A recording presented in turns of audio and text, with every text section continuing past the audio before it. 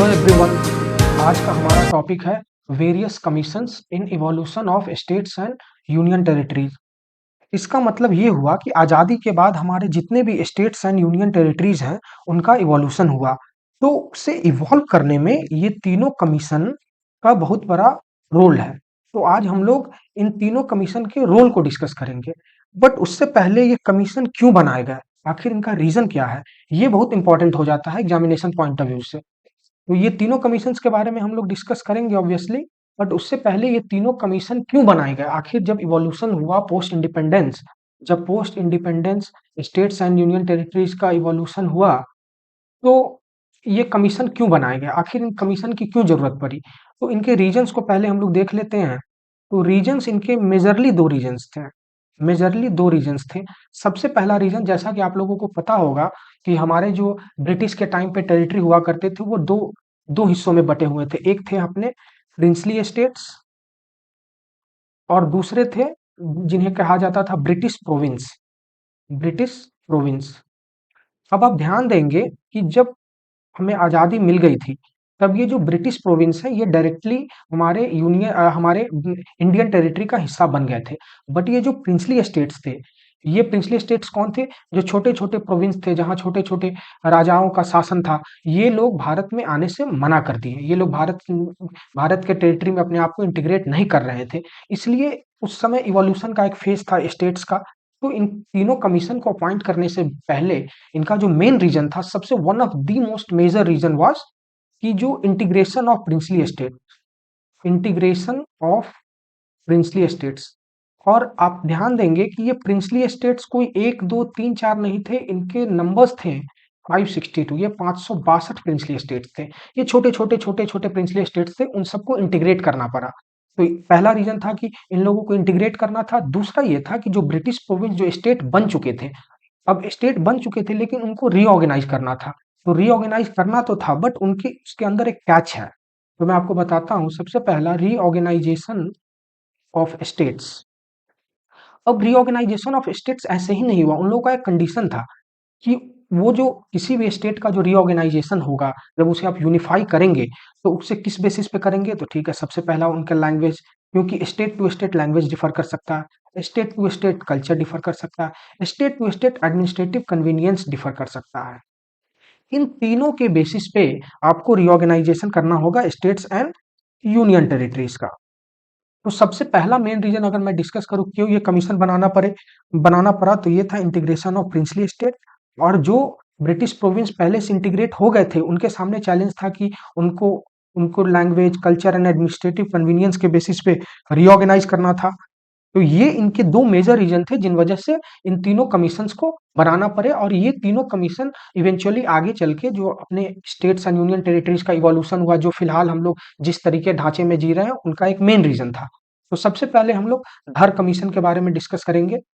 तो ये धर कमीशन जो था, और कोई भी कमीशन या कमिटी अगर आप एग्जामिनेशन पॉइंट ऑफ व्यू से पढ़ रहे हैं तो दो चीजें ध्यान में रखना बहुत जरूरी है। सबसे पहले उसका फॉर्मेशन कब हुआ था, और दूसरा कि कोई भी कमीशन है, कमिटी है, अगर उसको फॉर्मेशन दिया गया तो वो कोई चीज रिकमेंड करेगा या कोई रिपोर्ट सबमिट करेगा। तो ये दोनों आप लोगों को क्रोनोलॉजी जो है, दोनों डेट्स, दोनों इवेंट्स आपको ध्यान में रखना पड़ेगा। तो सबसे पहले धर कमीशन का जो है, इसका सबसे पहले ये कॉन्स्टिट्यूट कब हुआ था, तो ये जून 1948 में हुआ था। और इन लोगों ने फाइनल रिपोर्ट कब सबमिट किया, तो दिसंबर 1948 में, दिसंबर 1948 में।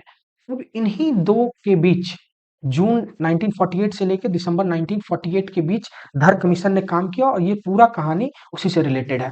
तो सबसे पहले कोई भी कमीशन बनता है या कमेटी बनता है तो उसको चेयर किया जाता है, उसके एक चेयरमैन होते हैं, चाहे उसमें मेंबर भले ही बहुत सारे हो लेकिन एक चेयरमैन होंगे। जैसे कि धर कमीशन के चेयरमैन थे एस के धर, इनके चेयरमैन थे एस के धर, एस के धर इनके चेयरमैन थे। अब आप एक ध्यान दीजिएगा कि मैंने आपको शुरू में बताया कि ये कमीशंस क्यों बनाए गए थे। ये कमीशंस बनाए गए थे ताकि आप बता सकें कि आप इंटीग्रेट कर सके प्रिंसली स्टेट्स को। और दूसरा था कि जो ब्रिटिश प्रोविंस बन गए थे और जो फाइनली स्टेट्स में रीऑर्गेनाइज हो गए थे, उनके सामने चैलेंज था कि या तो वो लैंग्वेज बेसिस पे यूनिफाई हो सकते हैं, या कल्चरल बेसिस पे, या उनके एडमिनिस्ट्रेटिव कन्वीनियंस के बेसिस पे।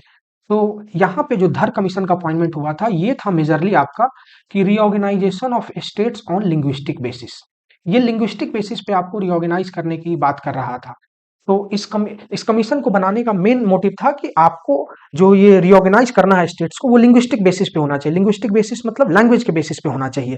तो इनको जून 1948 में इनको कॉन्स्टिट्यूट किया गया, इस कमीशन को एसके धर के लीडरशिप में किया गया, मतलब चेयरमैनशिप में किया गया। क्यों किया गया? तो मोटिव था कि लिंग्विस्टिक बेसिस पे रिऑर्गेनाइजेशन ऑफ स्टेट हो सके। लेकिन आप ध्यान देंगे कि क्यों ये बनाया गया, तो यहाँ पे लिखा गया कि टू एग्जामिन द फिजिबिलिटी, मतलब कि भैया हमने तो आपको एक मोटिव दे दिया कि आपको लिंग्विस्टिक बेसिस पे आपको स्टेट को रिऑर्गेनाइज करना है, लेकिन क्या ये हो सकता है, उस चीज को आप एग्जामिन कीजिए। Is it possible? फिजिबिलिटी मतलब क्या उसकी पॉसिबिलिटी है? तो ये सिंपल सा था कि इज इट पॉसिबल, कि क्या आप उसके फिजिबिलिटी को चेक करके आए, एग्जामिन करके आए, जांच के आए। इज इट पॉसिबल कि हम लोग स्टेट्स को रिऑर्गेनाइज कर सके लिंग्विस्टिक बेसिस पे?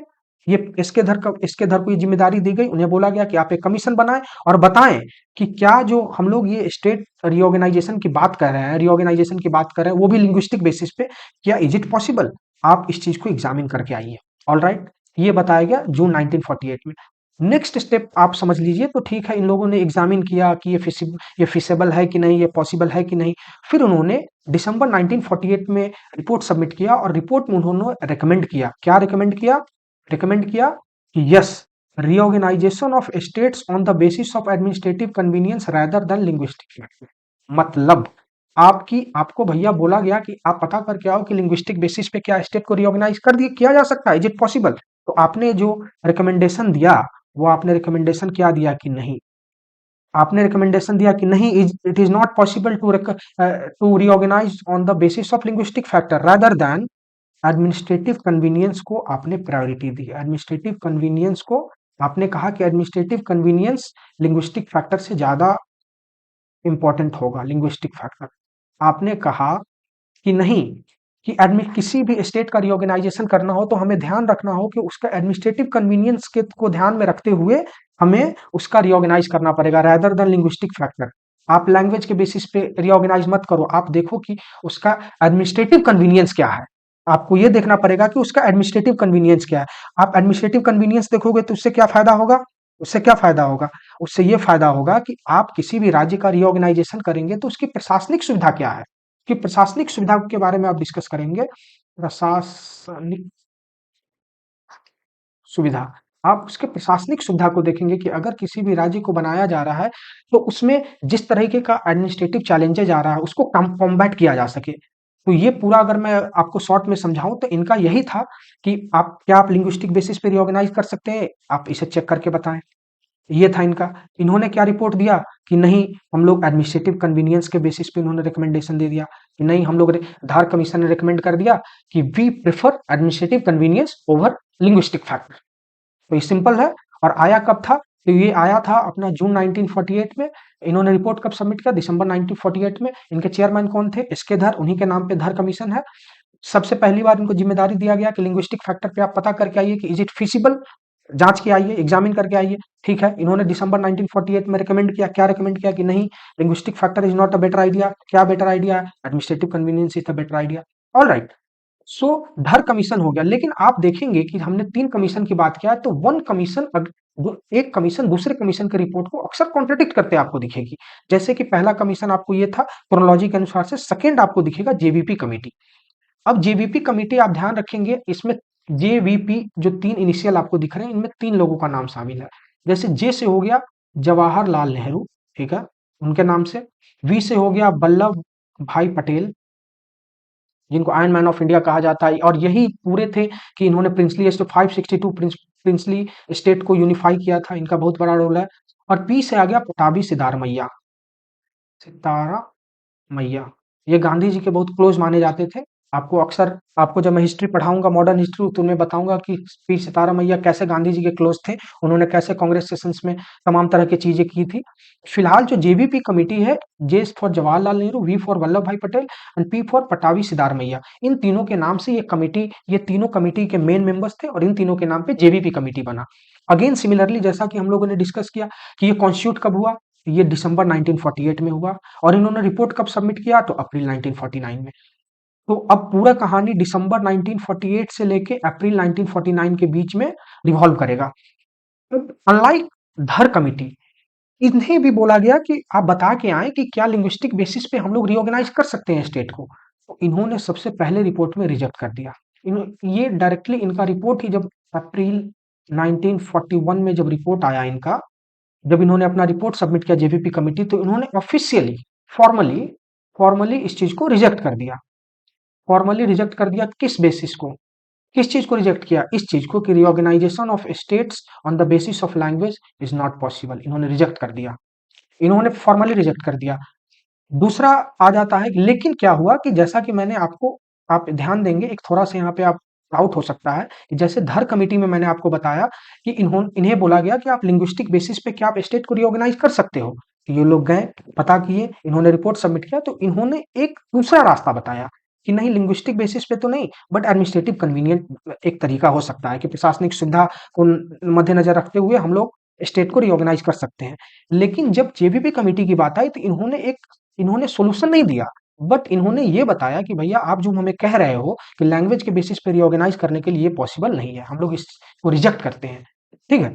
लेकिन इन्हें टाइम दिया गया, इन्हें दोबारा टाइम दिया गया, और इन्हें बोला गया कि आप एक बार रीथिंक करके आओ, तो रीथिंक करके आओ। और finally in October 1930 sorry October 1953 में गवर्नमेंट ऑफ इंडिया, मतलब इस तरीके का सिचुएशन बना दिया गया कि क्योंकि उस समय एक बहुत बड़ा इशू चल रहा था कि मद्रास जो कि तमिल स्पीकिंग पीपल थे, ध्यान देंगे, और एक थे आपके तेलुगु तेलुगु स्पीकिंग, जो कि करंट थे आंध्र प्रदेश में आते हैं। तो अब जो मद्रास नेटिव मद्रास थे वो तमिल बोलते थे, और जो तेलुगु स्पीकिंग पीपल थे जो करंटली आंध्रा में आते थे तेलुगु बोलते थे। तो उस समय का सबसे बड़ा मुद्दा आ गया कि 1949 में जब इन्होंने बोल दिया कि हम लोग लैंग्वेज के बेसिस पे रिऑर्गेनाइज नहीं कर सकते हैं, तब उस टाइम का सबसे बड़ा मुद्दा ये था कि क्योंकि फ्रिक्शन किनके किनके बीच में आ गया, तमिल बोलते थे उनके बीच में, और जो तेलुगु बोलते थे उनके बीच में। लेकिन ये तेलुगु वाले जो थे, इनमें एक लीडरशिप पनप गया, जिस लीडरशिप का नाम था potty Sriramulu, if I am correct, yes, Sriramulu. तो ये जो थे पोट्टी श्रीरामल्लू, ये चले गए हंगर स्ट्राइक पे। ये बोले कि मुझे एक लिंग्विस्टिक स्टेट चाहिए जिसका नाम होना चाहिए आंध्र प्रदेश, और वो प्योरली तेलुगु स्पीकिंग पीपल के लिए होगा, जो प्योरली नेटिव तेलुगु बोलेंगे उनके लिए होना चाहिए। हमें तमिलियंस से अलग किया जाए, इनका मुद्दा था पोट्टी श्रीरामल्लू का। तो इनके सिंस इनका ये हंगर स्ट्राइक पे चले गए, तो गवर्नमेंट ऑफ इंडिया को इनकी बात मानने के लिए मजबूरन अक्टूबर 1953 में सबसे पहला लिंग्विस्टिक स्टेट क्रिएट करना पड़ा, जिसका नाम था Andhra Pradesh, by separating the Telugu speaking areas from the Madras state. और ये पॉइंट इसलिए इंपॉर्टेंट है क्योंकि अक्सर एग्जाम्स में डायरेक्टली पूछ दिया जाता है कि कौन सा ऐसा राज्य है जो पहली बार लैंग्वेज के बेसिस पे सेपरेट हुआ था, या कौन से ईयर में सेपरेट हुआ था। तो ये पॉइंट बहुत इंपॉर्टेंट हो जाता है, ये नाम बहुत इंपॉर्टेंट हो जाता है, किससे अलग हुआ था, तेलुगु अलग हुआ था मद्रास से, ये बहुत इंपॉर्टेंट हो जाता है। जेबीपी कमेटी ने क्या रिकमेंड किया, इन्होंने ये रिकमेंड किया कि इन्होंने रिजेक्ट कर दिया। किस चीज को रिजेक्ट किया? तो reorganisation of state on the basis of language is not possible, इस आइडिया को रिजेक्ट कर दिया। I hope it is clear, इससे ज्यादा इसमें कुछ है नहीं।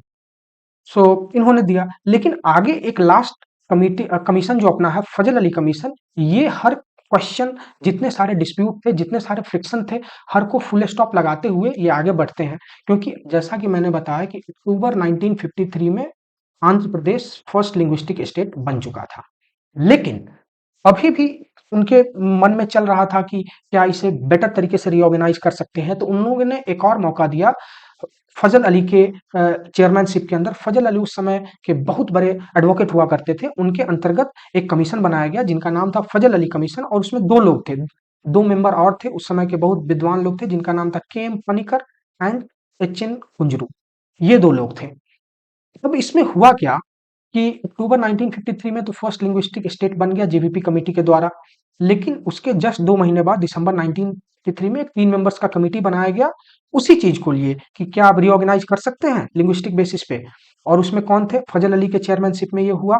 उसमें दो लोग थे, K M Panikkar and H N Kunzru. इन्होंने कब रिपोर्ट सबमिट किया? सितंबर 1955।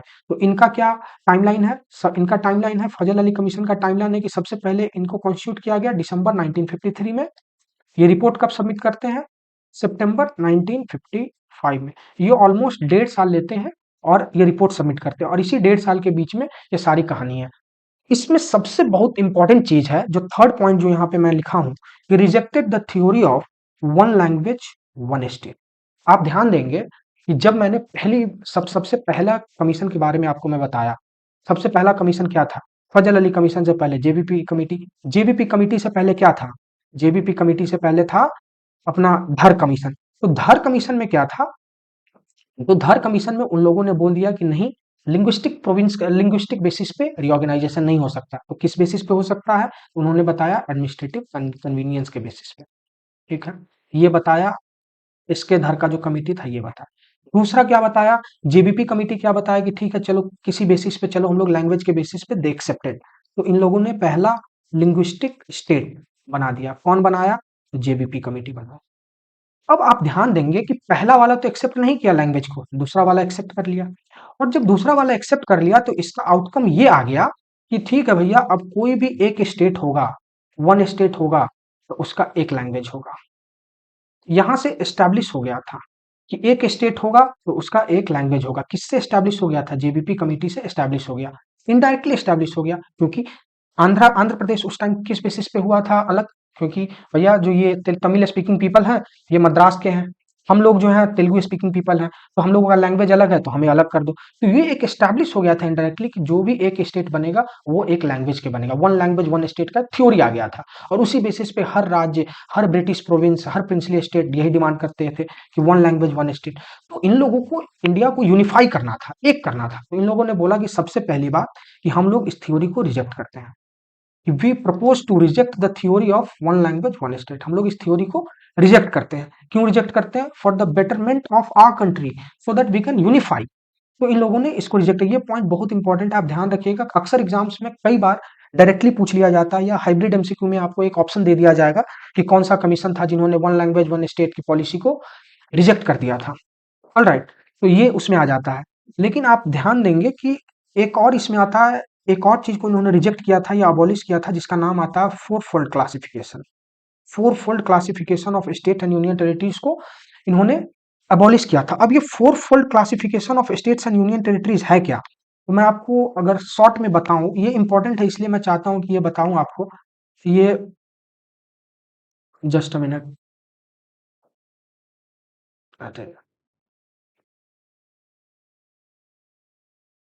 Just a minute. ये जो अपना four fold classification of states and union territories है, ये सबसे पहली बार कि जब ये सारा कुछ नहीं आया था तो उससे पहले टेम्पोरली एक क्लासिफिकेशन किया गया। और इस क्लासिफिकेशन का नाम दिया गया कि ये फोर फोल्ड क्लासिफिकेशन होगा। कि मतलब फोर फोल्ड से आप समझ जा रहे होंगे कि चार भाग में कुछ इस तरीके का क्लासिफिकेशन होगा जिससे चार हिस्सों में बांटा जाएगा। तो मैं आपको समझा दे रहा हूँ कि जैसे कि मान लो चार हिस्से हैं। इन चार हिस्सों में एक हो गया पार्ट ए, एक हो गया पार्ट बी, एक हो गया पार्ट सी, पार्ट डी। चार हिस्सों में बांट दिया गया। और आपको मैं याद दिलाऊं तो हमें आजादी मिलने के बाद उस समय हम लोगों के पास टोटल 28 स्टेट्स थे। अब इन 28 स्टेट्स को इन चारों फोल्ड ऑफ क्लासिफिकेशन में अकोमोडेट करना था। और उस समय एक यूनियन टेरिटरीज भी हुआ करता था, अंडमान एंड निकोबार, जो एडमिनिस्टर हुआ करता था। लेफ्टिनेंट गवर्नर, उस टाइम के जो भी लेफ्टिनेंट गवर्नर होते थे उस एरिया को एडमिनिस्टर करते थे, उस आइलैंड को। तो ये फोर फोल्ड क्लासिफिकेशन को चार भागों में बांटा गया और बोला गया कि part A, part B, part C, part D. So part B में टोटल 9 स्टेट्स थे। ऑलराइट, पार्ट बी में 9 स्टेट्स को रखा गया। अब किन किन 9 स्टेट्स को रखा गया मैं आपको बताऊंगा। पार्ट बी में भी 9 स्टेट्स को रखा गया। पार्ट सी में आप देखेंगे 10 स्टेट्स को रखा गया। अब आप देखें 9 9 18 10 20 28 स्टेट्स हो गए। लेकिन मैंने आपको बताया कि एक यूनियन टेरिटरीज उस समय काफी लाइमलाइट में थे क्योंकि उनका जो एडमिनिस्ट्रेशन का प्रोसेस था वो काफी कॉम्प्लेक्स था। वो था अंडमान एंड निकोबार। तो ये पार्ट डी, ये जो पार्ट डी है अपना, उसमें स्पेसिफिकली एक यूनियन टेरिटरीज को रखा गया जो था अंडमान एंड निकोबार। तो ये फोर फोल्ड क्लासिफिकेशन था। और इसमें कहा गया कि और पार्ट ए के स्टेट्स में जो 9 स्टेट्स थे, इसमें बेसिकली थे कौन? तो उनमें वही थे कि जो ब्रिटिश इंडिया के प्रोविंस हुआ करते थे, जिन्हों फॉर्मर गवर्नर जिन्हें रूल किया करते थे वो थे। पार्ट बी में कौन थे? जो प्रिंसली स्टेट्स हुआ करते थे, वैसे प्रिंसली स्टेट जो लेजिस्लेचर हुआ के साथ हो, प्रिंसली स्टेट्स विथ लेजिस्लेचर। तो कई बार आप देखेंगे कि स्टेट पीसीएस से कई में पूछ देता है कि पार्ट बी स्टेट्स जो फोर फोल्ड क्लासिफिकेशन का हिस्सा है, उसके पार्ट बी में जो 9 स्टेट्स हैं वो कौन कौन किस टाइप के 9 स्टेट्स आते थे? तो वो वही 9 स्टेट्स आते थे जो फॉर्मर प्रिंसली स्टेट्स होते थे और उनके पास एक लेजिस्लेचर हो। जैसे उदाहरण के तौर पर हैदराबाद होगा, जम्मू एंड कश्मीर, मैसूर, राजस्थान, कोचीन, ये सब थे। पार्ट सी में स्टेट्स जो होते थे वो बहुत, आप उस टाइम के जो चीफ कमिश्नर्स होते थे उनके भी कुछ प्रोविंस थे। चीफ कमिश्नर्स मतलब कि जैसे कि कोई प्रिंसली स्टेट है उनका कोई और रूल करेगा, जो आपको ब्रिटिश प्रोविंस हो गए उनको गवर्नर करते थे। सिमिलरली कि कुछ प्रिंसली स्टेट होते थे जो डायरेक्टली सेंटर से गवर्न होते थे, लेकिन कुछ प्रिंसली स्टेट या प्रोविंस थे जो चीफ कमिश्नर, यहाँ पे की वर्ड है चीफ कमिश्नर, चीफ कमिश्नर से एडमिनिस्टर होते थे। तो ये पार्ट सी में उन राज्यों को रखा गया जहाँ पे चीफ कमिश्नर का डायरेक्टली इन्वॉल्वमेंट था, और पार्ट डी में एक आइलैंड को सिर्फ रखा गया जो अंडमान एंड निकोबार थे। तो ये किया गया था।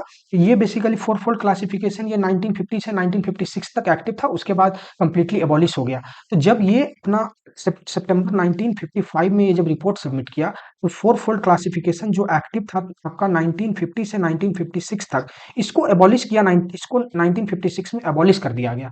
किस कमीशन ने एबॉलिश किया? तो फजल अली कमीशन ने इसको एबॉलिश कर दिया। किस चीज को एबॉलिश किया? तो फोर फोल्ड क्लासिफिकेशन जो ऐसा क्लासिफिकेशन था जो अ, इस बेसिस पे चार भागों में बांटा गया था कि कौन सा एडमिनिस्ट्रेशन किन के पास होगा, उस बेसिस पे। तो ये एक टेम्पोररी कन्वीनियंस था और इस चीज को भी अबॉलिश कर दिया गया। तो फजल अली कमीशन में दो चीज का अबॉलिश हुआ था या रिजेक्ट हुआ था। सबसे पहला था कि वन नेशन वन स्टेट को रिजेक्ट कर दिया गया था।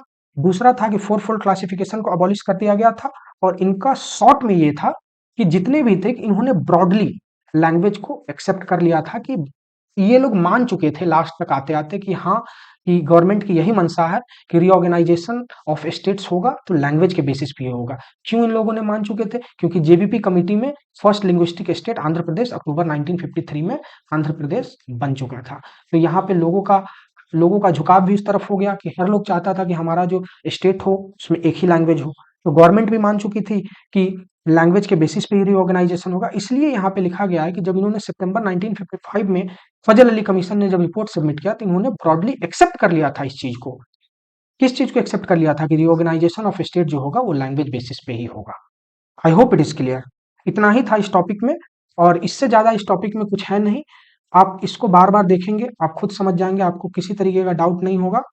And I hope it is clear. इससे ज्यादा कुछ नहीं है इसमें, आप इसको बार बार रिवाइज करेंगे, आप खुद समझ जाएंगे। Thank you so much for watching.